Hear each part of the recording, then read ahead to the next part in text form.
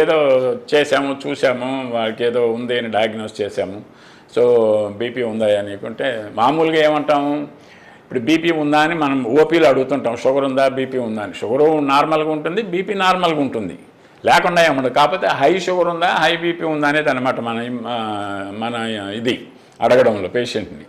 అదే నాకు షుగర్ ఎప్పుడు లేదు, నాకు బీపీ ఎప్పుడు లేదు, నేను అంత మంచిగా ఆరోగ్యంగా ఉన్నాను డాక్టర్ గారు, మీరు ఏది చెప్తారు ఇది చెప్తారండి.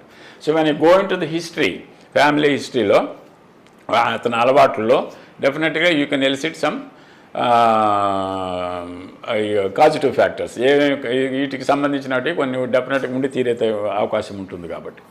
సో తెలుగు ఏది కొట్టేదానికి లేదు కదా. సో ఈ ట్రీట్మెంట్ షెడ్యూల్ ఏంటి? ట్రీట్మెంట్లో first thing prevention. So hyper tension అనేది బేసిక్గా మోస్ట్ ప్రివెంటబుల్ ప్రాబ్లం.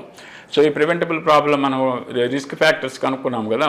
వీటిలో ఒకటి ఏంటంటే మోడిఫైబుల్ రిస్క్ ఫ్యాక్టర్స్, రెండు non modifiable risk factors. Modifiable అంటే మనం దాన్ని సరిదిద్దుకునే అవకాశం ఉండేటి. నాన్ మోడిఫైబుల్ అంటే మనం ఏం చేయలేం. ఫర్ ఎగ్జాంపుల్ ఏజ్ 70 years నుంచి నువ్వు 30 దిగలేవు కదా మందులేసి. సో 70 years దాన్ని ఏం చేయలేము. 70 yearsకి సరిపడా మనం మేనేజ్మెంట్ చేసుకోవాలి. అలాగే వాళ్ళ race, genetic are family history, దాన్నే మార్చలేము.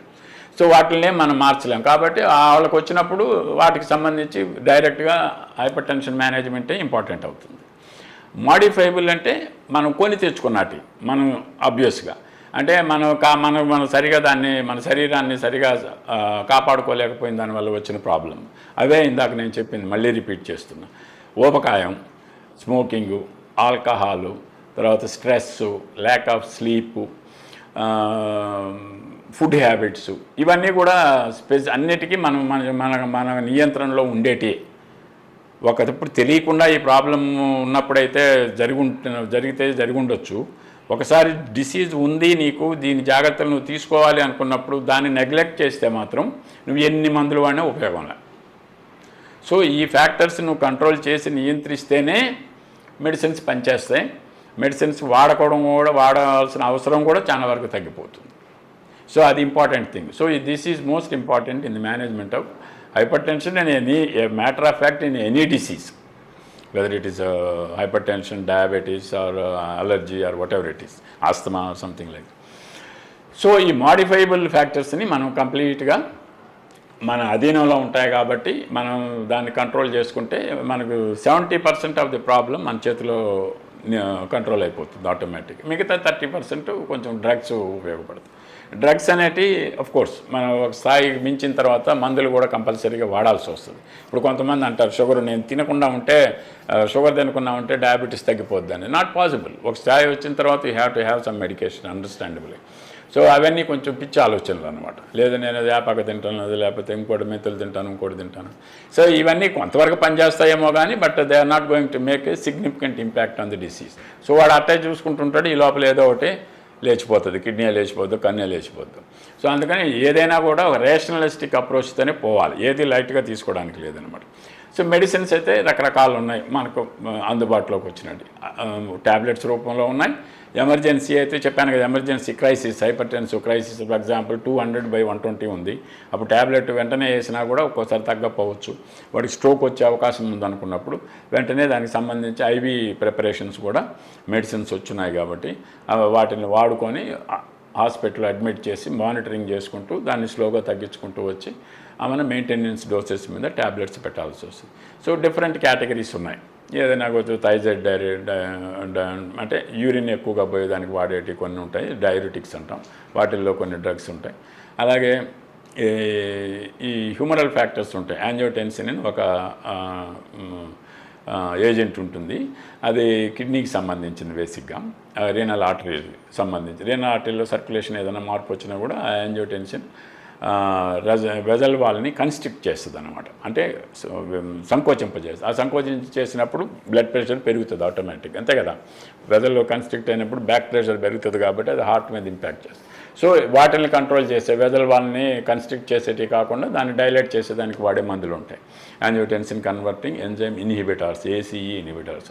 అట్లాగే రిసెప్టార్స్, వెజల్ వాల్ మీద కొన్ని రిసెప్టార్స్ ఉంటాయి, అవి కంట్రోల్ చేస్తుంటాయి సంకోచం చెందడం, వ్యాకోచం చెందడం. వాటికి కూడా ఇంపాక్ట్, ఆ మజిల్స్ ఉంటాయి కదా వెజల్ వాల్, సో వాటి మీద ఉండేటి రిసెప్టార్స్ని కూడా ఇన్హిబిట్ చేసే డ్రగ్స్ కొన్ని ఉంటాయి అన్నమాట.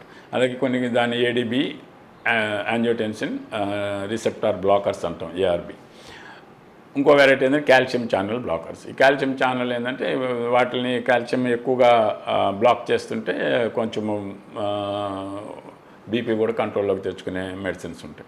సో ఈ విధంగా రకరకాల మెడిసిన్స్ అనేవి అవైలబుల్ ఉన్నాయి. అది ఫిజిషియన్స్, డాక్టర్స్ ఏది అవసరమో, ఏది ఎంతవరకు దాన్ని మెయింటైన్ చేస్తూ పోతారు. అవసరాన్ని బట్టి ఫస్ట్ డ్రగ్ ఒకటి స్టార్ట్ చేస్తారు. నువ్వు ఫ్యాక్టర్స్ని కంట్రోల్ చేసి, రిస్క్ ఫ్యాక్టర్స్ని అన్నీ కంట్రోల్ చేసుకుంటే ఒక డ్రగ్తోనే సరిపోవచ్చు. లేదు అవసరాన్ని బట్టి అయితే 1 or 2 కూడా యాడ్ చేసుకోవాల్సి ఉంది. Depends on your situation, basic things. But all said and done, so మన లైఫ్ స్టైల్ వచ్చే ప్రాబ్లం వల్లనే ఈ ఇంక్రీజ్ అవుతున్నాయి. కాబట్టి మన జాగ్రత్తలు మనం వీలైనంత వరకు ఉండాలి. ఏ అలవాటైనా ఉండొచ్చు, అది ఒక పరిమితిలో ఉండేటేనే ఎప్పుడు కూడా మనకు శరీరానికి హాని కలగకుండా ఉంటుందన్నమాట. That is most important. So BP అనేది మోస్ట్ ఇంపార్టెంట్ థింగ్, ఎందుకంటే ఇట్ ఎఫెక్ట్స్ ఆల్ సిస్టమ్స్. దానికి ఇంక వేరేదేం ఉండదు అది. సో అందుకని ఏంటంటే నాకు ఇది అవుతుంది, అది అవుతుంది, లేకపోతే ఇది పర్వాలేదులే, ఏం చేసుకుంటాంలే అనేటువంటి తత్వం ఎప్పుడూ ఉండకూడదు. Plus once it is branded, it is life long. నీకు 10 పాయింట్లు అటో ఇటో ఉండొచ్చు, అది వేరే సంగతి. కానీ బట్ నువ్వు మెడిసిన్స్ వాడుకున్నావంటే డెఫినెట్గా ఇట్ విల్ రైజ్ అప్. ఎందుకంటే సగం మంది వాడి నాకు బాగానే ఉందిలే, ఇంకా కంటిన్యూస్గా నార్మల్గా ఉంది అనుకొని వాళ్ళు మందులు మానేస్తారు. దట్ ఈజ్ నాట్ గుడ్, అది మంచిది కాదు. So when you stop medicines naturally మళ్ళీ ఇంక్రీజ్ అవుతుంది, దాని ఎఫెక్ట్ మళ్ళీ పెరుగుతుంది. సో అందుకని you have to be careful. And దీని టేక్ హోమ్ మెసేజ్ ఏంటంటే, హైపర్ టెన్షన్ అనేది డిసీజే కానీ, బట్ అది ప్రమాదకరంగా లేకుండా చేసుకోవటం మన చేతుల్లోనే ఉంది మెజారిటీ. సో అది ఆ రిస్క్ ఫ్యాక్టర్స్ ఏవైతే నేను చెప్పానో వాటిని దూరంగా మనం పెట్టుకొని లైఫ్ స్టైల్ హెల్తీగా ఆనందంగా మనం గడిపితే ఆటోమేటిక్గా డిసీజెస్ అనేటివి దరి చేరకుండా ఉంటాయి. లేకుండా ఉంటే ఇంకా హాస్పిటల్లో చేరడం, వాటికి సంబంధించిన ప్రాబ్లమ్స్ రావడం, ఫ్యామిలీ ఇన్కమ్ డిస్టర్బ్ అవ్వడం, ఇలాగా రకరకాల ప్రాబ్లమ్స్ వచ్చే అవకాశం ఉంది. Thank you.